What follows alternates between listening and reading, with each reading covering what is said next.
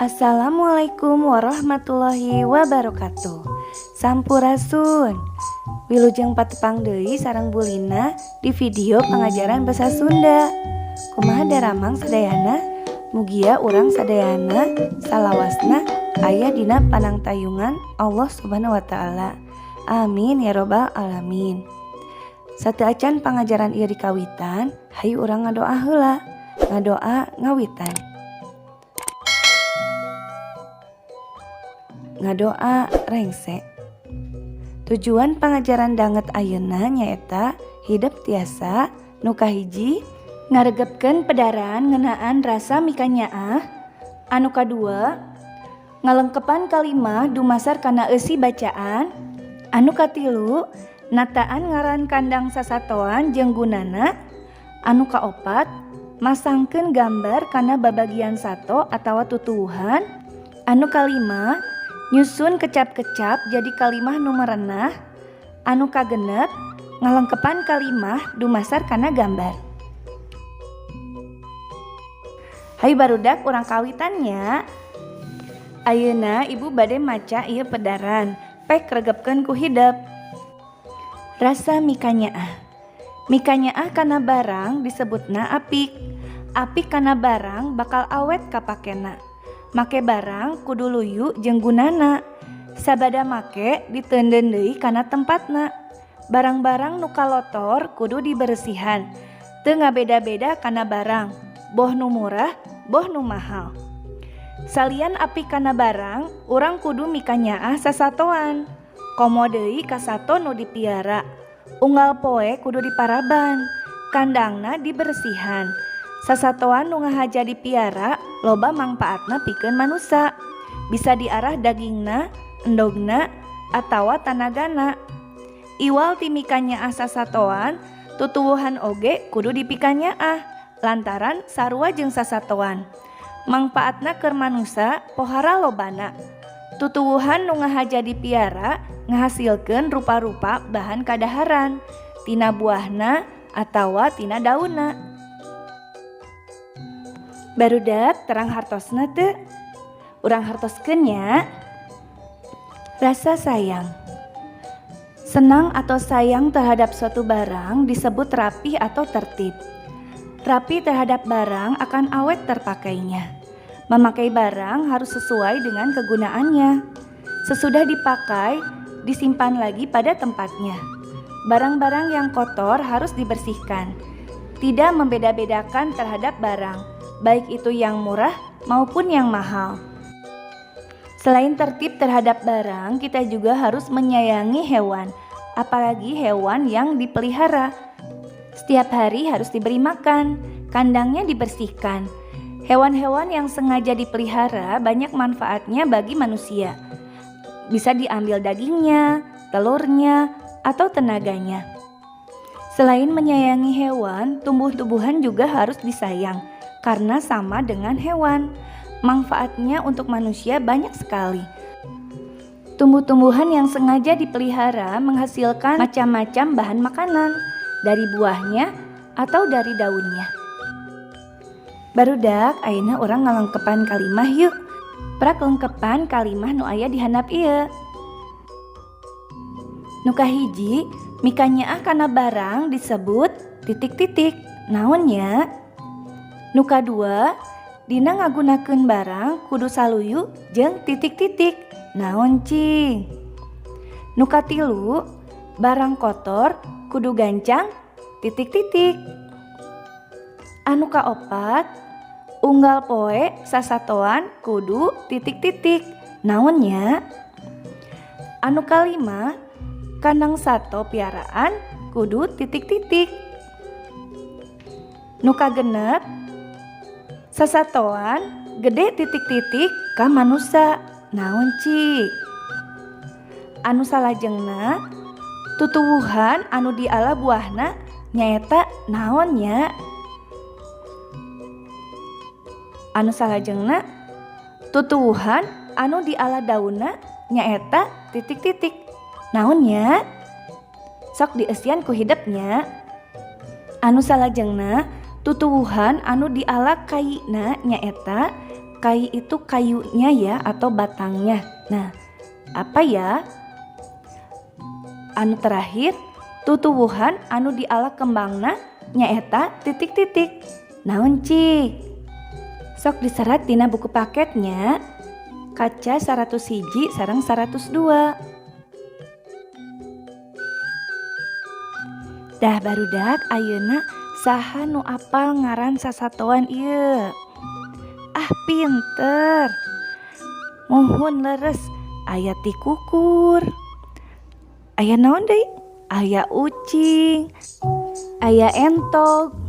Aya domba. Sareng cak-cak. Cik saha nu terang sorakna kumahanya? Tarik garisnya kana sora sasatuan anu ieu. Aya meong, embe, cak-cak-cak, aya kukeruk, sareng wek-wek-wek. Sok tarik garis. Kumaha tiasa? Pinter. Nah barudak saha nu terang babagian tutuwuhan? Aya kembang atau bunga, aya dahan atau regang atau ranting ya. Aya deui daun, aya buah, sareng akar.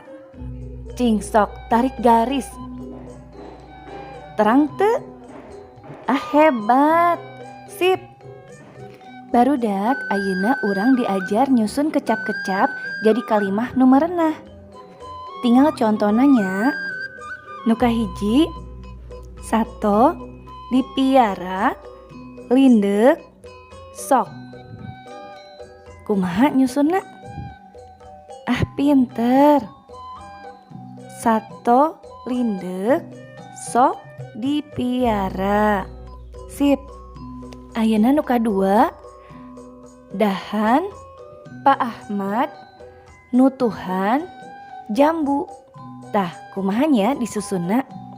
Saha nu tiasa? Ah pinter. Pak Ahmad nutuhan dahan jambu. Hebat. Sip. Cik ayeuna nu katilu, ngala barudak di sawah jarami.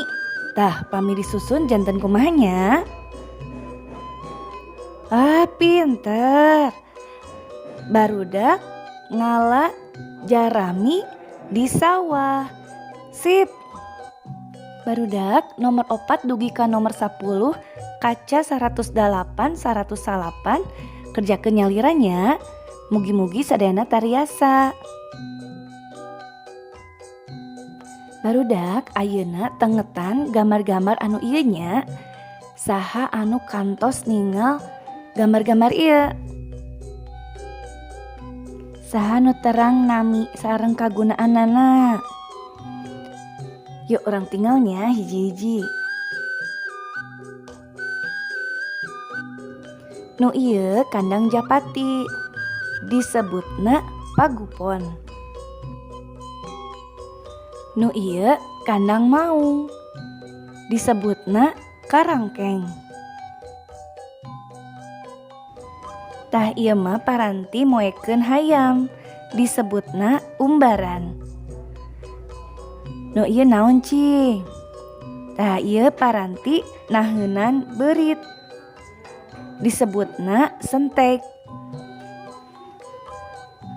Pami ieu mah paranti ngalalauk, disebutna bubu. Kumaha barudak ayeuna mah tos terangnya. Ayeuna urang maca yuk. Baca sing talitinya. Apik kana papakean. Urang kudu apik kana papakean. Baju kalotor kudu gancang diseuseuh. Baju kotor ngadatangkeun panyakit. Sabada diseuseuh terus dipoekeun. Dipoe nepi ka garing. Sabada dipoe terus diistrika.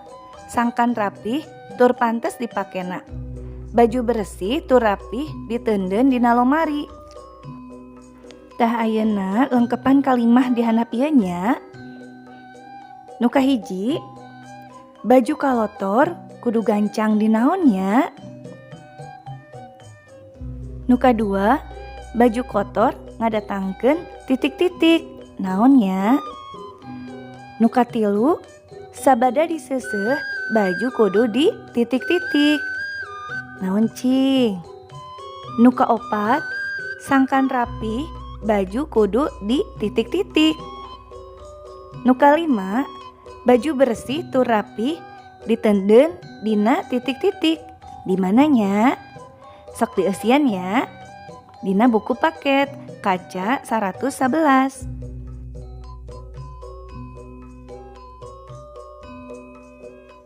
Barudak, ayeuna urang diajar ngalengkepan karangan dumasar kana gambar. Pek tinggal gambar-gambar ieu, teras engkepan karangan ieu dumasar kana gambar. Titik-titik nyaah kana sasatoan. Dani ngukut titik-titik rupana titik-titik. Unggal poe kelenci Dani sok titik-titik. Titik-titik ngajak titik-titik kukutana ulin di buruan.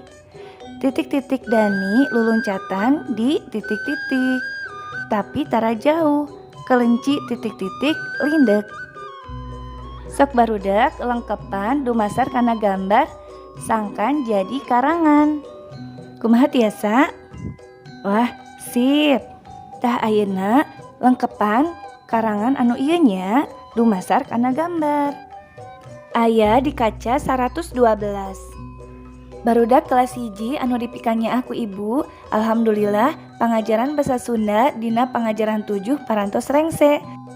Mugia hidup sadayana ngalartosnya, upami aya patarosan, tiasa naroskeun kabulina atanapi kasepuh hidupnya. Pesan ibu, tetap semangat, berseka supados tetap sehat, sareng ngadua supados urang tiasa kempal deui, tepang deui dina pangajaran salajengna. Hatur nuhun. Wassalamualaikum warahmatullahi wabarakatuh.